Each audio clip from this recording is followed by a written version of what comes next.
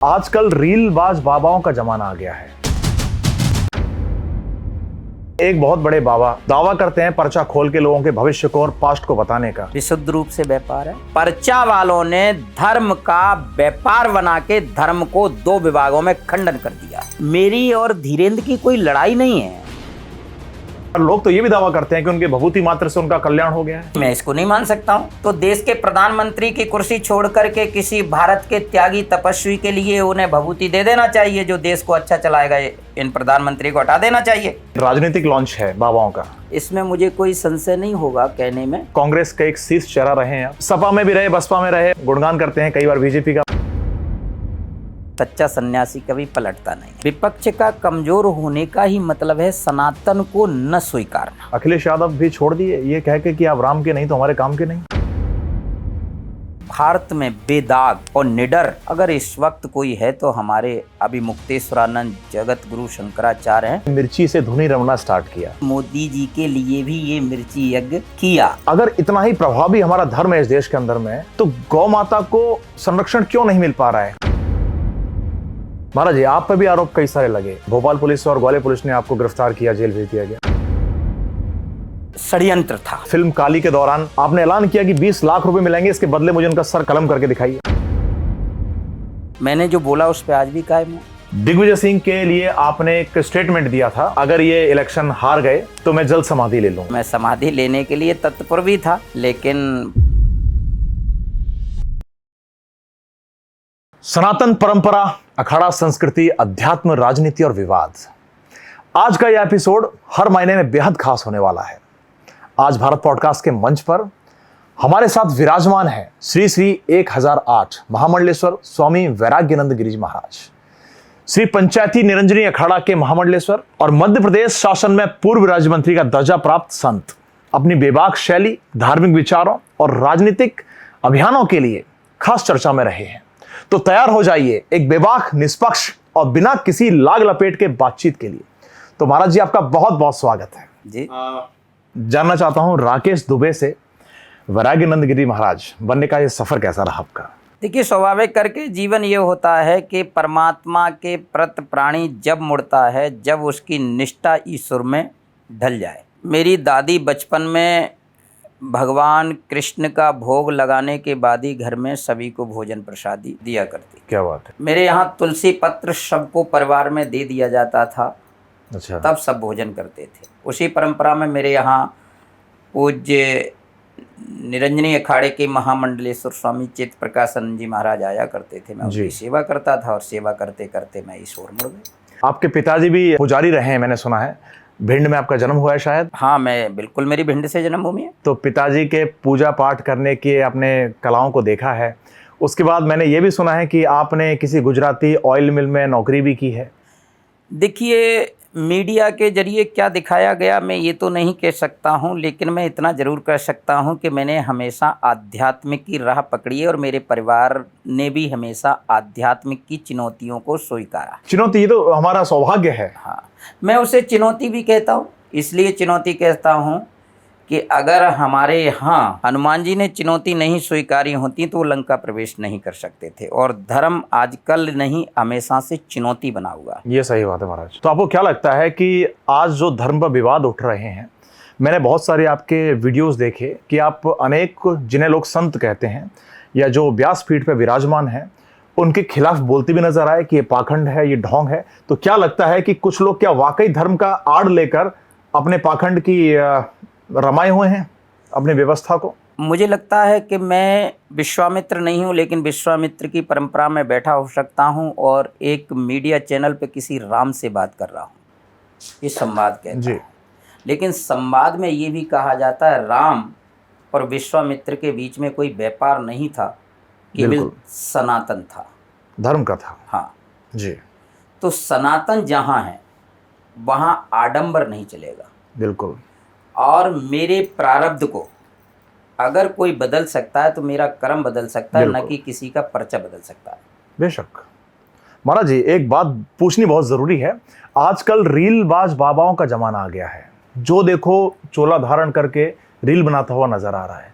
तो क्या लगता है आपको, कहीं ना कहीं हमारे संस्कृति को बदनाम करने का षड्यंत्र है या फिर असली में हम डिजिटलाइज तरीके से धर्म को आगे ले जा रहे हैं? हमारे यहाँ वेद व्यास ने बहुत अच्छी बात कही थी, व्यासाय विष्णु रूपाय व्यास रूपाय विष्णुवे व्यासाय ते विशाल बुद्धि ते व्यासाय।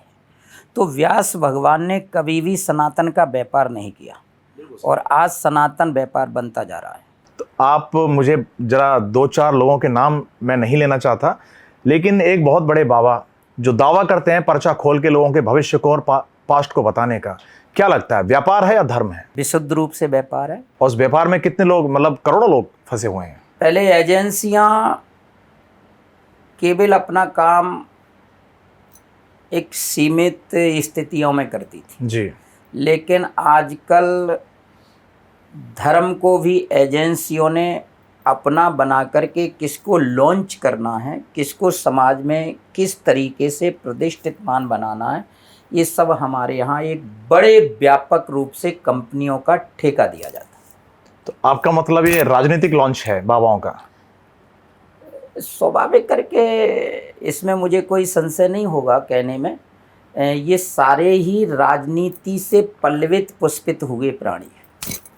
लेकिन वो बहुत सारी जगह ऐसा बोलते हैं कि हिंदू राष्ट्र बनाना है। अभी कुछ टाइम पहले रैली भी निकाली गई थी, तो कहीं ना कहीं धर्म को बढ़ावा भी दे रही है।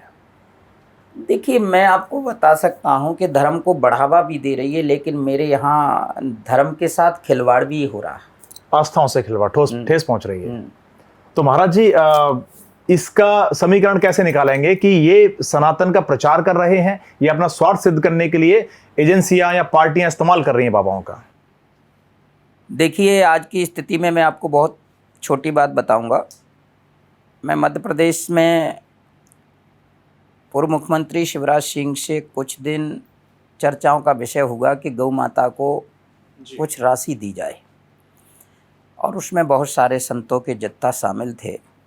काफ़ी प्रयास करने के बाद नहीं दिए गए और हमने बहुत प्रयास किया। जब उन्होंने नहीं मानी तो फिर हमने गौ माता की लड़ाई लड़ी, और लड़ाई इस तरीके से लड़ी कि जिसका हम वर्णन आपके चैनल पे क्या कर सकते हैं। 3-3 हज़ार गाय जब ब्रह्मलीन हो जाती थी तो हम लोगों की आंखों में आंसू आ जाते थे, और ओश पीरोट में हमने कई कुर्बानियाँ दी झूठ मूठ की। लेकिन हम वो लड़ाई लड़े। हमने कभी धर्म का व्यापार नहीं किया और ना हम किस राजनीति के दबाव में जीवन जिए। तो महाराज जी, मतलब कहने का मतलब ये है कि जितने साधु महात्मा हैं, महामंडलेश्वर हैं, शंकराचार्य जैसे लोग हैं, अगर इतना ही प्रभावी हमारा धर्म है इस देश के अंदर में, तो गौ माता को संरक्षण क्यों नहीं मिल पा रहा है? क्यों सब एक साथ एक मंच पे आके आवाज उठाते? देखिए, इस वक्त अगर मैं इस बात को आपके चैनल के माध्यम से कहूं तो मुझे कतई संशय नहीं होगा। मैं ये कह सकता हूं कि भारत में बेदाग और निर्भीक और निडर अगर इस वक्त कोई है तो हमारे अभिमुक्तेश्वरानंद जगत गुरु शंकराचार्य हैं जी, जो इस लड़ाई को लड़ रहे हैं, और पूरे भारतवर्ष के संतों को उनका साथ देना चाहिए। कुछ लोग उनके खिलाफ भी लड़ रहे हैं महाराज। खिलाफ लड़ रहे हैं, खिलाफियत आज बखानी जा रही है, लेकिन देश में कोई परशुराम, विश्वामित्र, जगमंते, भृगु, अंगिरा, इन सभी के पद चिन्हों पर अगर कोई चल रहा है तो मुझे कहने में संशय नहीं होगा, वो अभिमुक्तेश्वरानंद शंकराचार्य। तो कहीं ना कहीं जो आरोप लग रहे हैं उनके ऊपर में, या लगते आए हैं कि कहीं भोग विलासिता उनकी देखी जा रही है, कहीं उनके बेबाक बयानों की वजह से वो संघर्ष कर रहे हैं, सरकारें उनको घुसने नहीं दे रही हैं, स्नान नहीं करने दिया जा रहा है, तो क्या लगता है कि धर्म का पतन हो रहा है या फिर धर्म के खिलाफ कुछ षड्यंत्र रचा जा रहा है? ये मैं दावे से कह सकता हूं पूरे भारतवर्ष के लिए कि आने वाला समय धर्म के प्रति नई पीढ़ी का बदल जाएगा। सोच बदल जाएगी लोगों की। वो इसलिए बदल जाएगी कि मेरा शब्द रहता है कि मेरे यहाँ के बच्चे को सुबह ध्यान करना चाहिए और प्रार्थना करना चाहिए। प्रार्थना के बाद केवल उसे अपनी पढ़ाई पे ध्यान देना चाहिए, व्यापार को व्यापारी पे ध्यान देना चाहिए, उद्योगपतियों को उद्योग पे ध्यान देना चाहिए, ना कि दिन भर उसको अगरबत्ती लगा कर के प्रार्थना ही करते रहना चाहिए। ये भी एक अधर्म हो जाता है। बिल्कुल। धर्म ये कहता है, धर्मो रक्षति यति रक्षता, अगर मेरे यहाँ कोई गाय परेशान है तो उसको पानी पिला दें, कुत्ता अगर कहीं मर गया है तो उसको उठा करके हम गाड़ दें, गाय को गाड़ दें, किसी कन्या की शादी के लिए हमें भगवान ने धन दिया है तो वो हम दे दें। लेकिन आज का जो धर्म है, कथाकथित मनमुखी पर्चा वालों ने धर्म का व्यापार बना के धर्म को दो विभागों में खंडन कर दिया। तो आपका कहने का मतलब है कि जो पर्चा लिखते हैं, लोगों के भविष्य की कल्पना करते हैं, लोगों की आस्था से खिलवाड़ कर रहे हैं और धर्म से भी 100% खिलवाड़। तो लोग पागल हैं जो करोड़ों लोग उनके दर्शन के लिए। पागल इसलिए हैं कि उनको इस तरीके से गुमराह किया जाता है कि वो भभूति लेने के लिए भीड़ टूट जाती है। पर लोग तो ये भी दावा करते हैं कि उनके भभूति मात्र से उनका कल्याण हो गया है। नहीं, मैं इसको नहीं मान सकता हूं। तो क्या ये अपने ही लोग बिठाए गए हैं जो बात मैं इसलिए इस बात को नहीं मानता हूं कि अगर उनकी भभूति से ही कल्याण हो जाता है जी, तो देश के प्रधानमंत्री की कुर्सी छोड़ करके किसी भारत के त्यागी तपस्वी के लिए उन्हें भभूति दे देना चाहिए, जो देश को अच्छा चलाएगा। इन प्रधानमंत्री को हटा देना चाहिए। तो इसके पीछे की वजह क्या लग रही है आपको कि ये राजनीतिक षड्यंत्र है या वास्तव में कोई अलग ही व्यापार शुरू हो गया है देखिए, धर्म के अंदर? मेरे यहाँ रावण के बनाए कालनेम ने बहुत अच्छा पाठ किया था। बिल्कुल। और जब उसे भेजा गया तो उसने राम के नाम पर जो प्रस्तुति दी, उस पर कुछ देर के लिए हनुमान जी भी चकित रह गए थे। बिल्कुल सही बात है। तो ये जो रावण के बनाए हुए कालनेम है, एजेंसियों के बनाए हुए कालनेम है, सत्ताधारियों के बनाए हुए कालनेम है, ये प्रस्तुति देने में माहिर है। अच्छा। हाँ, और इसे जनता समझ नहीं पा रही है। तो महाराज जी फिर क्यों चुप हैं ये सारे शंकराचार्य, क्यों चुप हैं सारे महामंडलेश्वर, आचार्य महामंडलेश्वर? मैं तो चुप नहीं हूँ, मैं निरंजनी अखाड़े का संत हूँ, बेदागी से बात रख रहा हूँ आपके सामने, निडर होकर के रख रहा हूँ। अगर ऐसी ही बात थी तो शंकराचार्य को भी आगे आके शंकराचार्य ने बात रखी है, और हमारे यहाँ सारे चारों शंकराचार्यों ने बात रखी है कि गौ माता को राष्ट्रीय माता का दर्जा देना चाहिए। और हिंदुत्व की सरकार है, इस सरकार में तो स्वाभाविक करके गौ माता को राष्ट्रीय माँ का दर्जा अगर नहीं मिला तो कब मिलेगा। जी महाराज जी, आपके पर्सनल बातों पर आते हैं कि आपने कांग्रेस का एक शीर्ष चेहरा रहे हैं, आप स्टार प्रचारक रहे हैं। 2019 के इलेक्शन में आपने जो दमखम दिखाया, सरकारें हिल गई, फिर आप सपा में भी रहे, बसपा में रहे, और अब आप गुणगान करते हैं कई बार बीजेपी का, मैंने देखा आपकी रीलों में। तो ये आपका बार बार पलटना, ये राजनीतिकरण है या फिर आपके पर्सनल चॉइस बन गई है? देखिए, मैं आपको एक बात बताऊं, सच्चा सन्यासी कभी पलटता नहीं है जी, और ना ही वो पलटेगा। मैं किसी भी दल में रहा हूं, लेकिन सबसे पहले मैं राम का हूं। और आज आपके चैनल के माध्यम से भी कहना चाहता हूं, विपक्ष का कमज़ोर होने का ही मतलब है सनातन को न स्वीकारना, क्योंकि विपक्ष सनातन को किसी भी विधि में नहीं स्वीकार रहा है। बिल्कुल सही बात। जो आज राम मंदिर के दर्शन के लिए जत्था का जत्था जाने के लिए बात कर रहा है, जब राम मंदिर बन रहा था तब क्या ये मौन थे? लगभग सारी पार्टी मौन थी। हाँ, या ये कोमा में थे? सही है। या इन्हें हमारा राम नहीं दिख रहा था? बिल्कुल। आज हमारा राम दिख रहा है, आज आपको यहाँ कुनीतियाँ दिख रही हैं। तो सच कहने वाले को अगर ये कहा जाए कि मैं पलट गया हूं, तो ऐसा पलटना मैं रोज करूंगा। नहीं, आप समाजवादी पार्टी में जब थे 2022 में, जब राम मंदिर का प्रस्ताव हुआ और राम मंदिर बना, तब मैंने सुना कि आपने अखिलेश यादव भी छोड़ दिए, ये कह के कि आप राम के नहीं तो हमारे काम के नहीं। हाँ, मैंने छोड़ा और पूरे देश ने चलाया उसे, पूरे विश्व ने उसको स्वीकारा। मैंने कहा जो राम का नहीं है वो मेरा नहीं हो सकता, और मैं आज भी कह रहा हूँ। और कहीं ना कहीं आपको ये नहीं लगता कि आप सत्ताधारियों को भी छोड़ा आपने, अपने विपक्ष को भी छोड़ा, कहीं ना कहीं आगे चल के जो और संतों पे आरोप लगने लगते हैं, आप पे भी लगे हैं और आगे लगते रहेंगे? नहीं, आरोपों की मैं चिंता नहीं करता हूँ। मैं इसलिए नहीं करता हूँ कि मैं गीता पढ़ता हूँ, और गीता पढ़ने के बाद में मैं इस बात को कहता हूँ कि जिसने गीता पढ़ ली है वो चुनौतियों को स्वीकार करेगा और इस बात की दम रखेगा कि हे अर्जुन, अगर 10 सेकंड तू चूक जाएगा तो कुल गुरु द्रोणाचार्य तुझे मार देंगे। इसलिए अगर तूने गीता पढ़ी है तो पहला बार तेरा होना चाहिए। और अर्जुन का पहला बार हुआ, इसलिए वो महाभारत में विजय श्री को प्राप्त हुई है। मैं जिस घर से जन्मा हूँ, आज मैं सन्यासी जरूर हूँ, लेकिन मेरे अंदर वो विलैड है कि मैं सच्चाई की लड़ाई और सच बोलने के लिए बहुत बेदाग सन्यासी। महाराज जी, आप पर भी आरोप कई सारे लगे। अगस्त 2022 में भोपाल पुलिस और ग्वालियर पुलिस ने आपको गिरफ्तार किया, जेल भेज दिया गया, करीब 13 महीने आप जेल में रहे। क्या कहना चाहेंगे? जो आरोप लगा था काफी दुखद पूर्ण लगा मुझे। और बहुत निष्ठापूर्ण भी था। तो इस बारे में आपका क्या खंडन है? ये कोई साजिश थी या किसी का आपसे लाभ लेने का कोई मतलब था?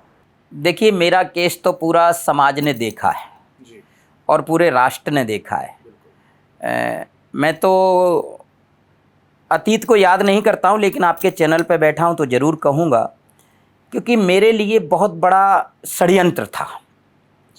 और षड्यंत्र ये था कि मैं पहला भारत का महात्मा हूँ जो हर चौथे दिन सत्ताधारी सीएम को बेदागी से घेरता था, और बेदागी से घेरने के बाद में जब ईडी सीडी भी मेरे साथ लगाई गई, जांच कराई गई। आरोप तो महाराज जी और भी लगे आप पर कि आपने फिल्म काली के दौरान जो फिल्म प्रोड्यूसर्स थे, आपने ऐलान किया कि 20 लाख रुपए मिलेंगे, इसके बदले मुझे उनका सर काट के कलम करके दिखाइए। मैंने जो बोला उस पर आज भी कायम हूँ। सर काटना क्या हमारी वैदिक संस्कृति, सनातन संस्कृति में जायज ठहरा जाएगा? हमारी भारतीय संस्कृति में ये कहा गया है कि भगवान शंकर की निंदा सुनने वाला आदमी मौन हो जाता है तो उसको वीर पुरुष नहीं कहा जाता है। शिव पुराण में लिखा है 12वें स्कंद में कि भगवान शिव की बुराई अगर कोई कर रहा है तो उस आदमी की जीभ काट देना चाहिए। तो कहीं ना कहीं अधर्म से कृत्य करना धर्म के लिए सही माना जाएगा अगर वो हमारे सनातन के खिलाफ है। हाँ, हमारे सनातन के खिलाफ है, और कानून भी अगर उस बात पर ध्यान नहीं देती है जी, तो फिर आदमी विमर्श होने के बाद में कानून का उल्लंघन कर देता है। एक आरोप और मैं बताता हूं, 2019 चल रहा था, लोकसभा के इलेक्शंस थे। दिग्विजय सिंह के लिए आपने एक स्टेटमेंट दिया था कि मैं अगर ये इलेक्शन हार गए तो मैं जल्द समाधि ले लूंगा, और वो इलेक्शन हार गए। इसके बाद जो ट्रोल हुए आप हर मीडिया में दिखाते रहे, उसके बाद आप कहाँ गायब हो गए? नहीं, मैं गायब कहीं नहीं था। मैं कामाख्या में पूजा कर रहा था, और पूजा करने के बाद में जब मुझे मीडिया चैनलों के माध्यम से पता लगा तो मैं तुरंत आया अपने वचन के लिए कि मैं समाधि लूँगा, और मैं समाधि लेने के लिए तत्पर भी था। लेकिन प्रशासन ने जो भी व्यवस्थाएं संवैधानिक रही हों दुनिया भर की, और उस वक्त उन्होंने कहा कि संविधान ये अनुमति नहीं देता है, तो भी मैंने ये कहा कि मैं समाधि लूँगा। मैं अपनी बात पे कायम था और पूरे देश ने देखा। लेकिन महाराज, जल्द समाधि लेने का कारण एक राजनीतिक नेता था। अगर ये जल्द समाधि ली जाती किसी मानव कल्याण के लिए, गौ रक्षा के लिए, लोगों के नौकरी के लिए, लोगों के भरण पोषण के लिए, तो कहीं ना कहीं आपको नहीं लगता सनातन का और ज्यादा प्रचार होता? देखिए, मैं इस जगह एक बात बहुत बेदागी से कहूँगा कि मुझे लगता है कि दिग्विजय सिंह का जहाँ तक नाम जुड़ता है और आता है, तो दिग्विजय सिंह आज के स्तर से मैं बोलूँ तो बात अलग है, और उसी स्तर से बोलूँ तो बात अलग है। क्योंकि उस वक्त विशुद्ध रूप से और बेदागी से सरकार ने गौ माता का काम किया था। अच्छा। हाँ, उस वक्त में सन्यासी होते हुए वही भूमिका निभा रहा था जो योगी आदित्यनाथ निभा रहे हैं। उस वक्त में वही भूमिका निभा रहा था जो गृह मंत्री निभा रहे हैं। उन्होंने कहा कि मेरे देश के लोगों को मैं 15-15 लाख रुपए दूंगा, और जब समय आया तो उन्होंने कहा कि ये सब होता नहीं, ये जुमला है, ये होता नहीं है। ये आज भी पड़ा है, देख सकते हैं आप कि ये सब होता नहीं, ये सब जुमला है। तो हो सकता है उस स्थिति को आप देख सकते हैं, तो उस पार्ट को लेकर के देख सकते हैं, तो हो सकता है मेरी बात भी उस वक्त जो आपको दिखाई जा रही है वो दिग्विजय सिंह के लिए जुमला रहा हो। नहीं, सही बात है, लेकिन आप मुझे एक बात बताइए, आप कह रहे हैं कि जुमला रहा होगा, तो कहीं ना कहीं जुमले कांग्रेस सरकार ने बहुत दिए हैं। कांग्रेस सरकार भी कहती थी कि हर महिला को खाते में पैसे भेजे जाएंगे, उनको नौकरियां दी जाएंगी, हर घर से एक बच्चा सरकारी नौकर होगा। 15 साल बीत गए, कुछ नहीं हुआ। कई जगह सरकारें रहीं, कुछ नहीं हुआ। लोगों को क्यों जरूरत पड़ी कि कांग्रेस को हटा के बीजेपी को लाया जाए? देखिए, हमारे यहाँ कुछ चीजें जो हुई हैं उस पर मुझे गर्व है। हमारे यहाँ मतलब कांग्रेस सरकार में नहीं, भाजपा सरकार। भारत सरकार, ओके। मुझे गर्व इस बात का है कि आज अगर मेरा भी कहीं मन परिवर्तन है तो उसके पीछे कारण सबसे पहला मेरे यहाँ 370। बिल्कुल गर्व का विषय है, ये मेरे लिए गर्व है और मुझे गौरव है बिल्कुल इस बात पर। दूसरा, मेरे यहाँ राम मंदिर जिसके लिए मैंने लाल वस्त्र पहने हैं जी, ये मेरे लिए गौरव है, ये मेरे लिए स्वाभिमान है। बिल्कुल। और अभी कुछ दिन पहले मैंने इस बात को कहा कि मैंने पूरे भारतवर्ष के कोई भी पर्चाकारी अगर इस सरगना का नाम बता देते हैं तो उनको 20 लाख रुपए मैं दूंगा। उस पर भी मुझे बहुत सारे लोग टॉल करते रहे। तो मैंने वही तो कहा है जो सच कहा है कि भाई अगर मेरे यहाँ राम मंदिर में चोरी हुई है और आपने अभी तक कई को भभूति से ठीक कर दिया, कई के पर्चे बना दिए, तो आज भी एक पर्चा बना दो। जिसके साथ रक्षक हनुमान हो उसे कौन मार सकता है? सही बात है। उसे तो कोई नहीं मार सकता है। तो आपको क्या लगता है कि जो आपने कई सारे कुंभ देखे, एक कुंभ आपने ये भी देखा, बीता हुआ कुंभ, बिल्कुल देगा। भाजपा सरकार ने जो व्यवस्थाएं की, भाजपा सरकार ने जो कुंभ की गरिमा का मंडल बनाया, जिस तरह से कुंभ में सन्यासियों ने आनंद लिया, लोगों ने आनंद लिया, क्या लगता है कभी कांग्रेस सरकार ने किया था ऐसा, या आपने कभी ऐसा महसूस किया?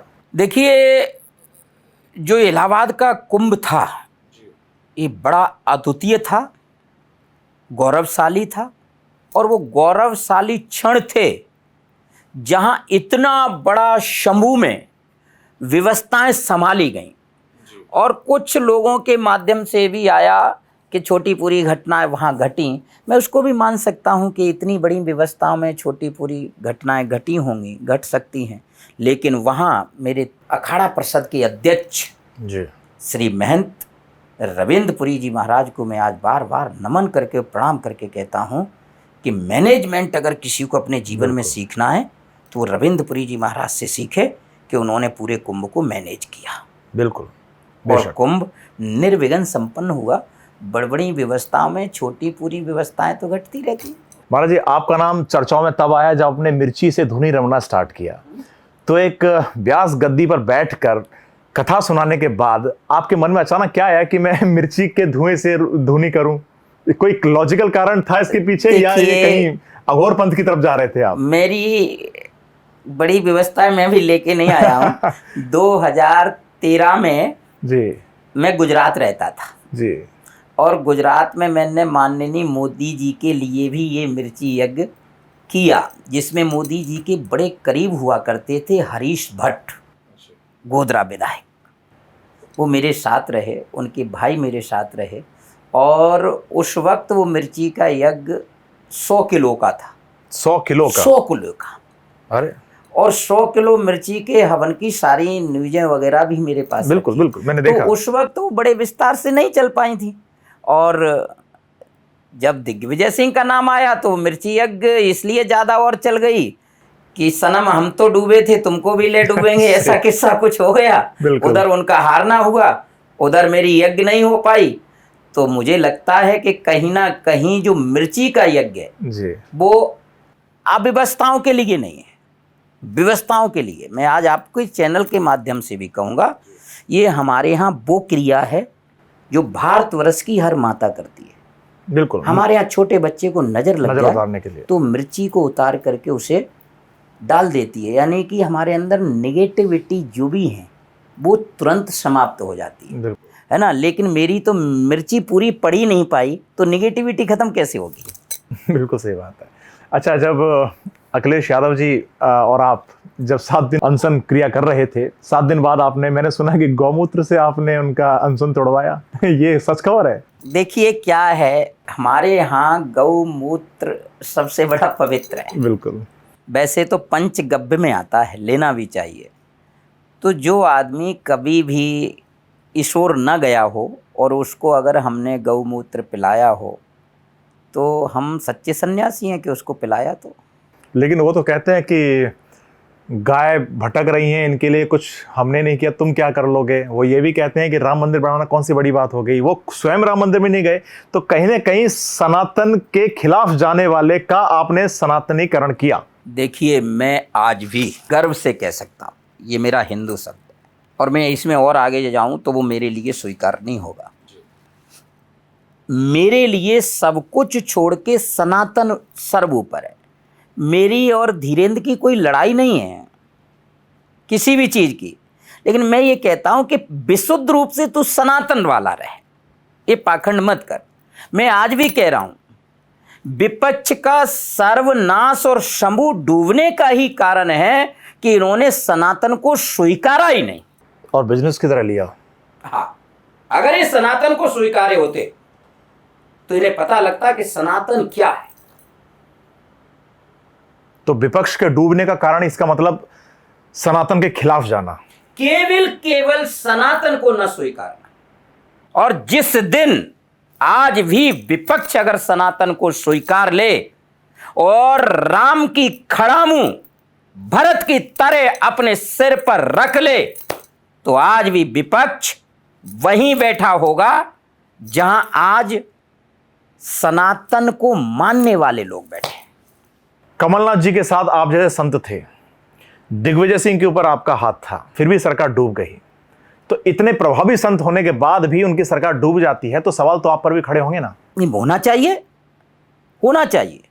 अगर वो सवाल खड़े नहीं होंगे तो कैसे हमें पता लगे? लेकिन हमारे यहाँ सरकार डूबने का कारण संत नहीं थे, हमारे यहाँ सनातन के धर्म गुरुओं की बात पर पूर्णतः अमल न करना डूबने का कारण था। लेकिन कहा तो जाता था कि कमलनाथ जी के बहुत प्रिय हैं आप, और दिग्विजय सिंह भी आपके प्रिय शिष्य रहे हैं। सारी मंत्री, आप तो खुद एक राज्य मंत्री का दर्जा प्राप्त रहे हैं। फिर ऐसा क्या कारण हुआ कि आपने समझाने में गड़बड़ी हो गई या उनके मानने में गड़बड़ी हो गई? नहीं, समझाने में गड़बड़ी नहीं हो गई। यही हमें और आपको सोचने की जरूरत पड़ेगी। आज भाजपा में योगी आदित्यनाथ मुख्यमंत्री हैं, निरंजन ज्योति कैबिनेट मंत्री हैं, प्राची महाराज सांसद हैं, उमा भारती सीएम रही, और देश के कई संत शीर्ष नेतृत्व पर बैठे, आज भी कर रहे हैं, अभी भी हैं।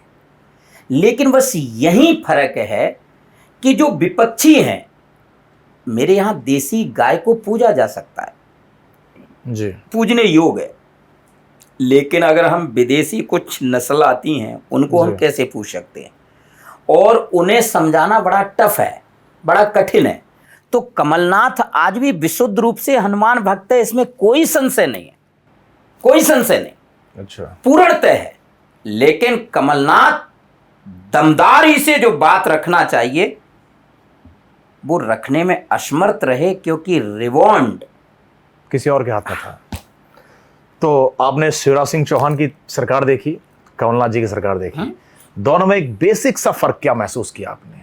शिवराज ने कुछ दिन सरकार बहुत अच्छी चलाई, कुछ दिन ही, काफी लंबी चलाई उन्होंने, और बहुत अच्छी चलाई। मैं ये भी कह सकता हूं कि शिवराज संत भक्त भी है, मातृ भक्त भी है, और समाज भक्त भी है। मुझे ये भी कहने में कोई, लोग प्यार से मामा भी कहते हैं उनको। मैं ये नहीं कह सकता।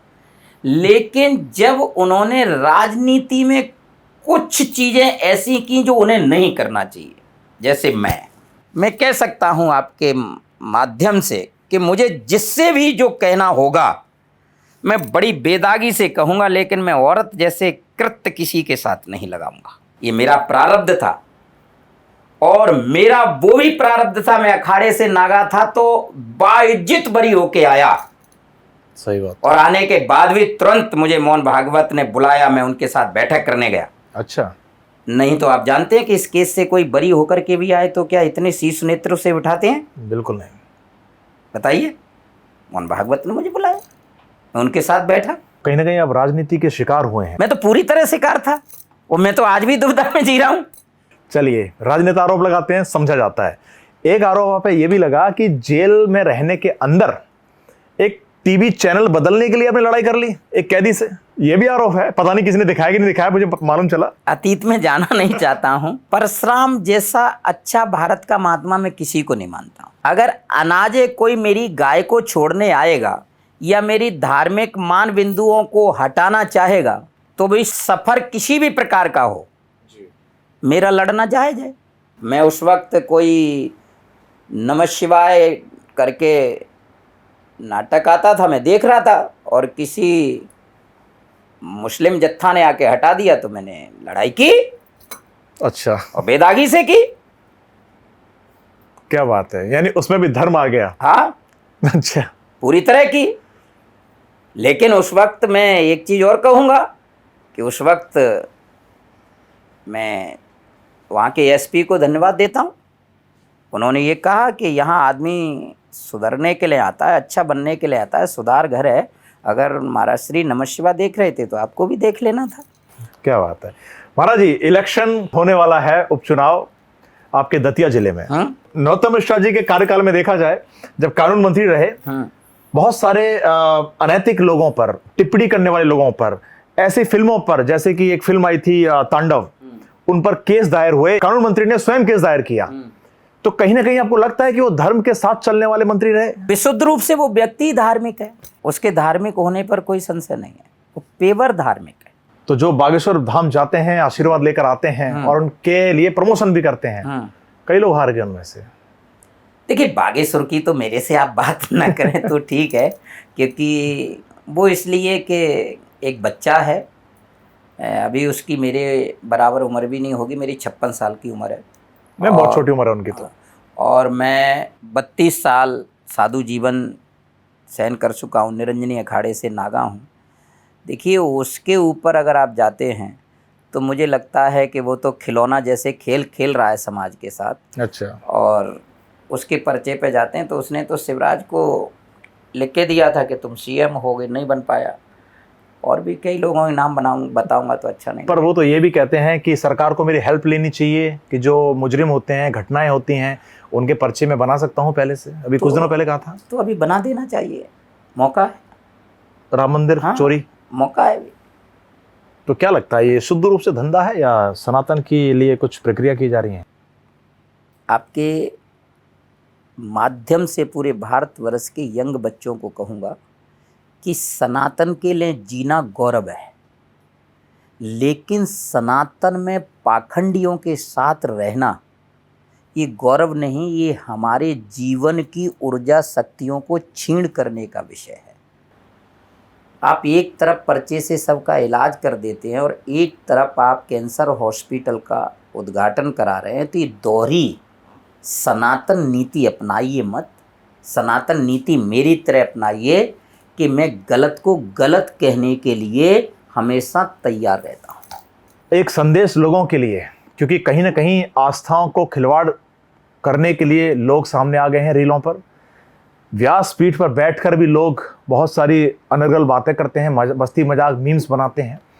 सनातन अपने पतन की ओर अग्रसर हो रहा है या सनातन एक नए ट्रेंड में आ गया है, नए तरीके से चेंज हो रहा है? देखिए, सनातन की महिमा बड़ी है, ये स्वीकारना पड़ेगा। जी बिल्कुल, बच्चों में बड़ी आजकल, ये स्वीकारना पड़ेगा, इसमें कोई संशय नहीं है। लेकिन सनातन के उन उल्लू कथा कथित लोगों ने एक यंग बच्चों को जो दिशा दी जा रही है वो गलत दी जा रही है। उसी जगह ये दिशा देना चाहिए कि आप ध्यान करिए, भगवान शिव जी का कुछ देर जप करिए, उसके बाद में आप पढ़ाई में लगिए, अपनी व्यवस्थाओं में लगिए। न कि उनसे ये कहा जाए कि पूरे दिन आप साधना में ही लगिए। अगर पूरे दिन यंग बच्चों को साधना में लगा देंगे तो हमारे यहाँ आईपीएस कौन बनेगा, इंजीनियर कौन बनेगा, डॉक्टर कौन बनेगा, वकील कौन बनेगा, क्योंकि समाज को इन सभी की ज़रूरत है और वो मैं एक यंग बच्चे में देखता हूँ। क्या बात है महाराज जी, अच्छा लगा महाराज जी आप हमारे साथ आज आए। और मैं तो लोगों को कहता हूँ कि साधु सन्यासी की जो परंपरा है उसको आप जैसे लोगों से बेहतर कौन समझा सकता है, जिन्होंने एक छोटे से परिवार से शुरुआत की, एक काम करने वाले इंसान से बढ़कर एक वैराग्यानंद गिरी महाराज बनकर लोगों का मन मोहा। राजनीति में भी आपका सक्रिय प्रभाव रहा और अच्छा लगा। मैं तो ये कहना चाहता हूँ कि आप यूं ही गौ सेवा के लिए आप आगे बढ़े, हम जैसे लोग गौ सेवा के लिए आपका समर्थन जरूर देंगे। और महाराज जी का जो कथन थे वो महाराज जी के अपने कथन थे और मैं उम्मीद करता हूँ कि महाराज जी अब भाजपा सरकार में भी कुछ ऐसा करके दिखाएं जो आपने बाकी सरकारों में किया है। देखिए, मैं बस इतना कहूँगा आज जाते जाते कि जो राम मंदिर के लिए व्यवस्थाएं आज भारत में फैली हुई हैं, तो संपूर्ण विपक्ष को धैर्य रखना चाहिए, सबूरी रखना चाहिए और जांच एजेंसियां दूध का दूध पानी का पानी करके देंगी। और मैं आज कह सकता हूं, न इन लोगों को योगी छोड़ेंगे न मोदी छोड़ेंगे, उन्हें दंड मिलेगा। लेकिन चंपत राय पर प्रश्न चिन्ह उठाना, मुझे नहीं लगता है कि वो व्यक्ति ऐसा कर सकते हैं। तो कहीं ना कहीं लोगों की मतलब इसमें भी राजनीतिकरण हो रहा है क्या? मुझे नहीं लगता है कि चंपत राय ऐसे कर सकते हैं, क्योंकि आज से नहीं, मैं बहुत पहले से चंपत राय को जानता हूँ और चंपत राय ऐसा कर देंगे ये नहीं हो सकता। तो आप ये भी जानते होंगे कि उनको बदनाम करने से फायदा किसको मिलने वाला है?